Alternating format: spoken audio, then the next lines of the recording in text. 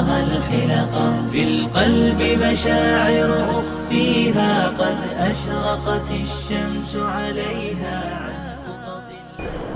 السلام عليكم ورحمة الله وبركاته.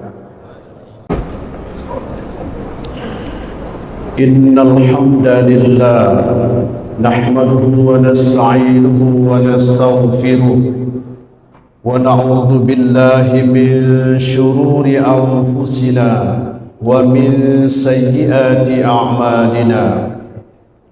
من يهده الله فلا مضل له ومن يضلل فلا هادي له. أشهد أن لا إله إلا الله وحده لا شريك له، وأشهد أن محمدا عبده ورسوله.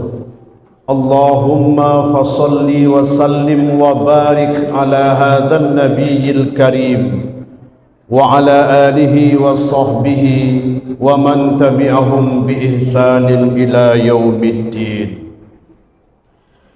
أيها المسلمون الحاضرون، إني أوصيكم ونفسي بتقوى الله فقد فاز المتقون. اتقوا الله حق تقاته ولا تموتن إلا وأنتم مسلمون. قال الله تعالى في كتاب الكريم: أعوذ بالله من الشيطان الرجيم، بسم الله الرحمن الرحيم. يا أيها الذين آمنوا لا تتخذوا الكافرين أولياء من دون المؤمنين أتريدون أن تجعلوا لله عليكم سلطانا مبينا. صدق الله العظيم. Jamaah Jumat yang dirahmati oleh Allah Subhanahu wa taala. Agama Islam yang kita muliakan adalah agama yang sangat sempurna, mengatur seluruh aspek kehidupan manusia, mulai dari bangun tidur sampai tidur kembali, mulai dari perkara yang kecil sampai perkara yang besar, semuanya lengkap diatur di dalam agama kita. Kesempurnaan agama Islam ini Allah sebutkan pada ayat yang terakhir kali diturunkan, yakni surat Al-Maidah ayat 3. Al-yawma akmaltu lakum dinakum wa atmamtu alaikum ni'mati wa raditu lakumul Islam dina. Pada hari ini telah aku sempurnakan bagimu agamamu dan telah aku cukupkan bagimu nikmatku, dan telah aku ridhoi Islam itu menjadi agamamu. Ini adalah ayat yang menyatakan bahwa ajaran Islam itu sempurna. Maka karena ajaran Islam adalah ajaran yang sempurna, kita adalah orang yang mengaku sebagai seorang Muslim, tentu berusaha sekuat tenaga bagaimana pula bisa mengamalkan ajaran Islam ini secara total. Mengamalkan ajaran Islam ini secara keseluruhan, karena memang kita diperintahkan oleh Allah Subhanahu wa taala untuk mengamalkan ajaran Islam ini secara keseluruhannya, tidak sebagian-sebagian. Allah pun ingatkan kita, a'udzubillahi minasyaitonir rajim. Ya ayyuhalladzina amanu dukhulu fis silmi kaffah wa la tattabi'u khutuwatis syaitan innahu lakum aduwwum mubin. Hai orang-orang yang beriman, masuklah ke dalam Islam itu secara menyeluruh, secara kafah. Janganlah kamu ikuti langkah-langkah setan. Sesungguhnya setan itu adalah musuh yang nyata bagimu. Sangat jelas dalam surat Al-Baqarah ayat 208 ini bahwa kita diperintahkan oleh Allah Subhanahu wa taala untuk mengamalkan Islam ini secara keseluruhannya. Jangan ambil Islam ini sebagiannya saja. Jangan mengamalkan Islam ini setengah-setengah. Jangan mengamalkan Islam ini sesuai dengan kehendak hati kita saja. Karena ada yang mengamalkan Islam itu hanya solatnya saja. Ada yang mengamalkan Islam itu hanya puasanya saja. Tapi kalau berdagang, dia tidak mengamalkan Islam. Tapi kalau masalah sosial, politik, budaya, dia tidak mengamalkan Islam. Seolah-olah Islam itu hanyalah solat saja, puasa saja, haji dan umroh saja. Padahal kita diperintahkan oleh Allah Subhanahu wa taala untuk mengamalkan Islam ini secara keseluruhan.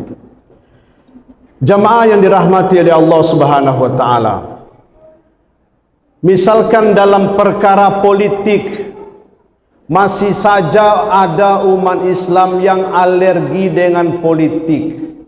Masih saja ada umat Islam yang tidak terima dan yang tidak menjadi bahan yang menarik baginya jika berbicara masalah politik. Jika ada khatib, jika ada ustaz yang menyampaikan masalah politik, maka dia akan tutup telinga. Kola berpolitik lo buya koko. Maka jamaah yang dirahmati oleh Allah Subhanahu wa taala, politik itu ajaran Islam. Islam ini berkembang sampai ke Nusantara dengan cara politik, di antara faktor perdagangan, faktor pendidikan, faktor perkawinan, salah satunya adalah faktor politik. Islam muncul di kota Mekah, menyebar sampai ke Madinah itu dengan cara politik. Dari Madinah sampai ke Baghdad, Baghdad ke Gujarat, India, dari India ke Sri Lanka, dari Sri Lanka menyeberang ke Aceh, Samudra Pasai, dari Aceh ke Samudra Pasai pada abad ke-7 Masehi, menyebar ke seluruh Nusantara dengan cara politik. Wali Songo dengan waktu yang sebentar, dengan waktu yang sedikit, mampu mengislamkan Pulau Jawa dengan cara politik. Islam pun sampai ke Minangkabau dengan cara politik. Maka jamaah yang dirahmati oleh Allah Subhanahu wa taala, politik itu sesungguhnya adalah suci, adalah bersih. Tetapi ada orang yang mengotorinya. Siapa mereka? Oknum-oknum. Siapa mereka? Mereka yang tidak paham dengan politik itu sendiri. Maka jamaah yang dirahmati oleh Allah Subhanahu wa taala, di Indonesia amat banyak produk politik yang mendukung Islam. Apa produk politik di Indonesia? Ada undang-undang perkawinan, itu produk politik. Ada undang-undang zakat, undang-undang wakaf, undang-undang haji, itu adalah produk politik. Maka jamaah yang dirahmati oleh Allah, kalau kita melihat kepada skop lokal Kota Padang misalkan, produk politik di Padang adalah contohnya Perda nomor 6 tahun 2003. Perda nomor 6 tahun 2003 dilahirkan oleh legislatif kita di Kota Padang, ditandatangani oleh wali kota, bahwa setiap anak SD yang akan masuk SMP wajib melampirkan ijazah pandai tulis baca Al-Quran. Karena produk politik inilah akhirnya ramailah masjid dan musola dengan anak mengaji. Ramailah wali murid memasukkan anaknya ke MDA dan TPQ. Sebelumnya yang belajar juga, yang tidak juga. Maka jamaah dirahmati Allah, begitu pentingnya masalah politik ini, karena juga menunjang dakwah Islam. Insya Allah sebentar lagi kita akan melaksanakan pesta demokrasi. Bagaimana ajaran Islam, Al-Quran dan hadis menuntun kita dalam hal memilih pemimpin. Ini juga masalah politik. Pemilu diatur dalam Al-Quran, Pak. Pemilu juga disebutkan dalam Al-Quran. Pemilu itu adalah pemilihan pemimpin. Diatur dalam Al-Quran. Misalkan kita lihat An-Nisa 144 yang kita bacakan di awal muqaddimah khutbah tadi. Bismillahirrahmanirrahim. Ya ayyuhalladzina amanu la tattakhidul kafirina awliya'a min dunil mu'minin. Hai orang-orang yang beriman, janganlah kamu mengangkat orang-orang kafir sebagai pemimpinmu dengan meninggalkan orang-orang yang beriman. Maknanya adalah orang-orang yang beriman wajib memilih pemimpin sesama orang-orang beriman. Jamaah rahimakumullah, ini diatur dalam Al-Quran. Kalau bukan Al-Quran kita ikuti apa lagi? Pedoman tertinggi umat Islam Al-Quran dan hadis.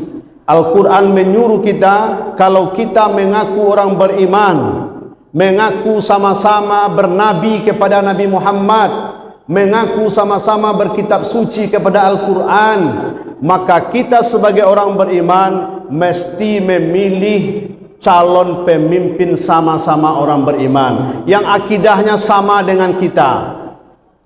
Maka jamaah yang dirahmati Allah Subhanahu wa taala, ini adalah perkara yang wajib yang mesti menjadi perhatian bagi kita. Kemudian apa lagi yang mesti kita pedomani dalam ajaran Islam dalam rangka menghadapi 14 Februari 2024 besok? Rasulullah sallallahu alaihi wasallam mengingatkan kita, la'ana Rasulullah sallallahu alaihi wasallam ar-rashi wal murtashi. Rasulullah sallallahu alaihi wasallam melaknat orang-orang yang memberi sogok dan orang-orang yang menerima sogok, orang yang menyuap dan orang yang menerima suap. Jika nanti dan mungkin hari ini sudah ada yang memulai supaya dia dipilih, dia menawarkan sesuatu, apakah sembako, apakah rupiah, maka apabila kita merujuk kepada hadis tadi, haram kita menerimanya bapak saudara. Haram hukumnya seseorang memberi sogok dan menerima sogok. Finnar, kedua-duanya di dalam neraka. Yang menyogok, yang menerima sogok, keduanya dalam neraka, kata Rasulullah. Kita sudah memelihara solat puluhan tahun pak. Kita sudah bersedekah tiap hari misalkan. Kita juga sudah terbiasa ibadah sunat, puasa sunat, solat malam. Tapi gara-gara pemilu besok kita menyogok, gara-gara pemilu besok kita menerima sogok 200.000, 300.000 atau berapapun lah angkanya, lalu kita memilihnya gara-gara menerima sogok, maka gara-gara itu bapak dilemparkan ke dalam neraka jahanam. Ini Rasulullah sallallahu alaihi wasallam katakan, ar-rashi wal murtashi finnar. Penyogok dan penerima sogok dua-duanya di dalam neraka. Agama Islam sudah menuntun kita bagaimana etika dalam memilih pemimpin. Pilihlah pemimpin yang sama akidahnya dengan kita. Kemudian jangan sekali-kali kita menyogok apalagi menerima sogok. Dua-duanya. Ada pula yang mengatakan, terima saja uangnya, tapi jangan pilih mereka. Itu namanya munafik. Munafik, pembohong, pendusta. Apa kata Allah dalam ayat ke-145 surat An-Nisa ini? Innal munafikin fid darkil asfali minan nar. Sesungguhnya orang munafik itu letaknya di kerak-kerak neraka pak. Letak orang munafik itu. Jadi kalau memilih, pilih saja, jangan karena iming-iming. Lihat orangnya, lihat akidahnya, lihat programnya sesuai dengan hati nurani kita masing-masing. Jangan karena iming-iming, sebab itu amat dilarang di dalam agama kita yang mulia ini. Semoga khutbah ini menjadi renungan bagi kita semua, termasuk bagi khatib yang menyampaikan. Tafakkaru ya ulil albab la'allakum turhamun.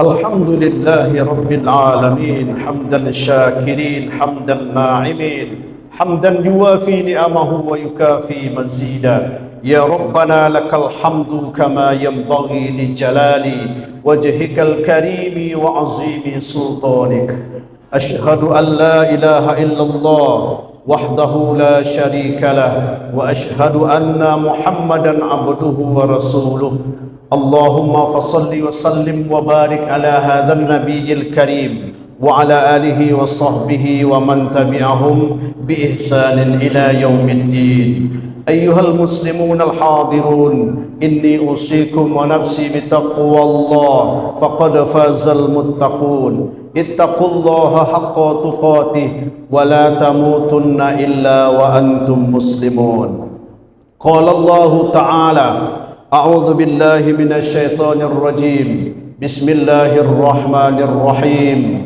والعصر إن الإنسان لفي خسر إلا الذين آمنوا وعملوا الصالحات وتواصوا بالحق وتواصوا بالصبر إن الله وملائكته يصلون على النبي يا أيها الذين آمنوا صلوا عليه وسلموا تسليما اللهم صل على محمد وعلى آل محمد كما صليت على إبراهيم وعلى آل إبراهيم وبارك على محمد وعلى آل محمد كما باركت على إبراهيم وعلى آل إبراهيم في العالمين إنك حميد مجيد اللهم اغفر للمسلمين والمسلمات والمؤمنين والمؤمنات الأحياء منهم والأموات وتابع بيننا وبينهم بالخيرات رب اغفر وارحم وأنت خير الراحمين ولا حول ولا قوة إلا بالله العلي العظيم اللهم ادفع عنا من البلاء والوباء والغلاء والقهط وجميع الأمراض وموت الفجعة وطاعون ما لا يكشف غيرك برحمتك يا أرحم الراحمين ربنا ظلمنا أنفسنا وإن لم تغفر لنا وترحمنا لنكونن من الخاسرين ربنا آتنا في الدنيا حسنة وفي الآخرة حسنة وقنا عذاب النار والحمد لله رب العالمين.